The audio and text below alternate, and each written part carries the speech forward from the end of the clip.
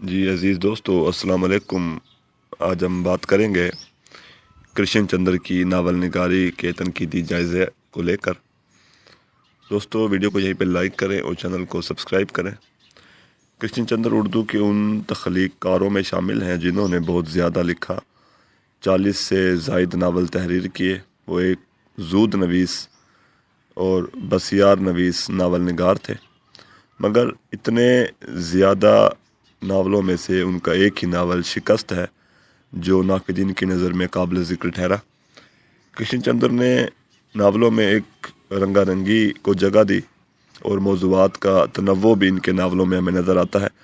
اکثر ناقدین کرشن چندر کو محض ایک رومانوی ناول نگار قرار دیتے ہیں، مگر کرشن چندر کے ناولوں میں وہ ایک رومانوی حقیقت نگار کے طور پر سامنے آتے ہیں۔ کرشن چندر کی رومانی حقیقت نگاری کے پیچھے محرکات میں کشمیر میں گزرا ان کا وقت اور ان کا عہد ہے۔ کرشن چندر کی زندگی کا خاصا اہم حصہ کشمیر کی وادیوں میں فطرت کے حسین مناظر کی گود میں گزرا۔ وہ فطری نظاروں کے عاشق تھے، اسی وجہ سے حسن سے محبت گویا ان کے ایمان کا حصہ تھی۔ فطرت سے یہ وابستگی ان کے تخلیقی ذہن کا حصہ بن گئی۔ وہ اپنے ناولوں میں جہاں بھی عورت کے حسن و جمال کے حوالے سے کوئی استعارہ یا تشبیہ لاتے ہیں تو اس استعارے یا تشبیہ کا تعلق اکثر و بیشتر فطرت کے حسین نظاروں سے ہوتا ہے۔ یوں ان کے اسلوب پر بھی فطرت نگاری کا اثر پڑا اور رومانیت کے عناصر مثلاً حسن پرستی اور فطرت سے لگاؤ کا ان کے اسلوب پر بھی بڑا اثر پڑا۔ مثلاً ایک اقتباس سماعت کیجیے۔ زرد دھوپ کے بوسے سے اندر ہی اندر برف پگھل رہی تھی، بوسے کی حدت سے کائنات کی ہر شے پگھلتی ہے اور محبت کے نازک ساحلوں تک پہنچ جاتی ہے۔ کرشن چندر نے جس عہد اور ماحول میں تخلیق کی وہ ترقی پسند تحریک سے وابستہ اشتراکی نظریات کا زمانہ تھا۔ کرشن چندر بھی اشتراکی نظریات سے متاثر تھے، مگر انہوں نے جذباتی طور پر ان نظریات سے وابستگی اختیار نہیں کی، کیونکہ انہوں نے زندگی کو قریب سے دیکھا۔ انسان دوستی اور درد مندی کے جذبات ان میں شروع سے موجود تھے۔ کرشن چندر اشتراکی نظریات سے وابستہ تھے کیونکہ وہ گہری عصری حیثیت بھی رکھتے تھے۔ عصری حیثیت سے مراد وہ زمانے کا شعور رکھتے تھے۔ انہوں نے استحصال زدہ طبقے کو غور سے دیکھا اور مزدوروں، مظلوموں اور ستم رسیدہ لوگوں سے لا تعلق نہ رہے۔ نفیسہ خالد اپنے تحقیقی مقالے آزادی کے بعد اردو ناول موضوعات اور تکنیک میں لکھتی ہیں۔ جہاں تک کرشن چندر کے ناولوں کے مواد کا تعلق ہے، وہ انہوں نے اپنے گرد و پیش کی دنیا سے اکٹھا کیا ہے، جن کا تعلق انسانوں کی روزمرہ کی زندگی اور انسانی مسائل سے بہت گہرا ہے۔ کرشن چندر کی رومانیت کہیں کہیں اشتراکی نظریات کا پروپیگنڈا بن گئی ہے۔ کرشن چندر کی رومانیت اور حقیقت پسندی کے باہمی ملاپ سے مختلف نوعیت کا احساس اور فکر ان کے ناولوں میں نظر آتا ہے۔ مثلاً ایک اقتباس سماعت کیجیے، کس طرح وہ اشتراکیت کا پرچار کرتے ہیں۔ شیام آہستہ آہستہ درانتی چلانے لگا۔ اسے ایسے معلوم ہوا کہ وہ ایک نئی زبان، ایک نئے روپ، ایک نئی تہذیب، ایک نئے زندگی سے آشنا ہو رہا تھا۔ اس کے اپنے اصول تھے۔ آہستہ آہستہ درانتی چل رہی تھی۔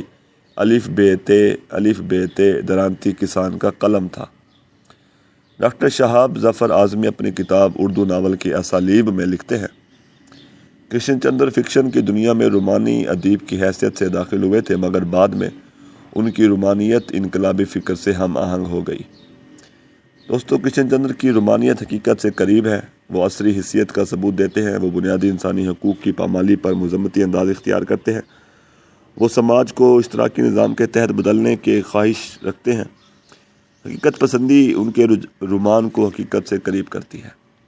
ڈاکٹر ممتاز احمد اپنی کتاب آزادی کے بعد اردو ناول حیت، اسالیب اور رجحانات میں لکھتے ہیں، انہوں نے حقیقی ماحول کو تو پیش کیا، مگر نظریاتی تبلیغ، آدرش پسندی، غلو، جذباتیت، شاعرانہ خطابت، فینتاسی اور تخیل کی فراوانی کے عناصر سے حقیقت پسندی کو رومانی حقیقت پسندی میں تبدیل کر دیا۔ کرشن چندر کے اسلوب کی بات کریں تو کرشن چندر کا اسلوب طنزیہ بھی ہے اور تاثر و لطافت کا حامل بھی ہے۔ کرشن چندر کے طنزیہ لب و لہجے میں تلخی نہیں ہوتی، بلکہ ایک ٹھہراؤ اور نفاست ہے۔ مثلاً ایک اقتباس سماعت کیجیے۔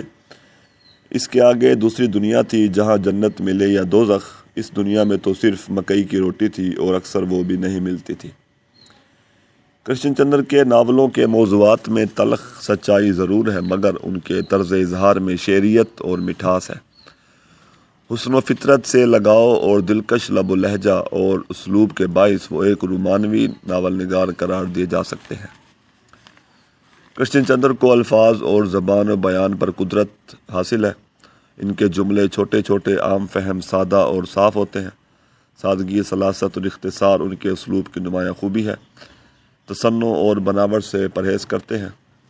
زبان پر بے پناہ قدرت کے باعث پروفیسر محمد حسن، ابوالکلام آزاد اور رشید احمد صدیقی کے بعد کرشن چندر کو الفاظ کا سب سے بڑا جادوگر قرار دیتے ہیں۔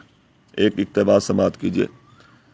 وہ ایک گہرے گھیرے دار کپ کپاتی سی کھوکھلی ہنسی ہنسا، جیسے اس کی ہنسی میں خزاں رسیدہ پتوں کی آہٹ ہو۔ کرشن چندر نے فنتسیائی یعنی فینٹیسی ناول بھی لکھے، جس میں حقیقت سے دور اور عقل سے ماوراء جو ہے وہ باتیں کی جاتی ہیں۔ مثلا ایک گدھے کی سرگزشت، ایک وائلن سمندر کے کنارے اور الٹا درخت ان کے فینتسیائی ناول ہیں۔ کرشن چندر کی زود نویسی اور بسیار نویسی نے ان کے فن کو نقصان پہنچایا۔ حد سے بڑھی آدرش پسندی، رومانیت اور بہت زیادہ لکھنے نے ان کے فن کو دھندلا دیا، مگر اس کے باوجود انہوں نے اردو فکشن کو اشتراکیت کی راہ پر ڈالا، نئے موضوعات اور اسالیب کو راہ دی۔ اردو ناول رومانیت سے نکل کر رومانی حقیقت نگاری کی راہ پر گامزن ہوا۔ انہوں نے انسان دوستی، فرقہ وارانہ فسادات، اشتراکیت، طبقاتی کشمکش، جاگیردارانہ نظام کا خاتمہ، عورت کے حسن و جمال، فطرت پسندی، بین الاقوامی اور ملکی مسائل، مذہب اور انسانی مساوات جیسے اہم موضوعات کو اپنے ناولوں کا موضوع بنایا ہے۔ شکریہ۔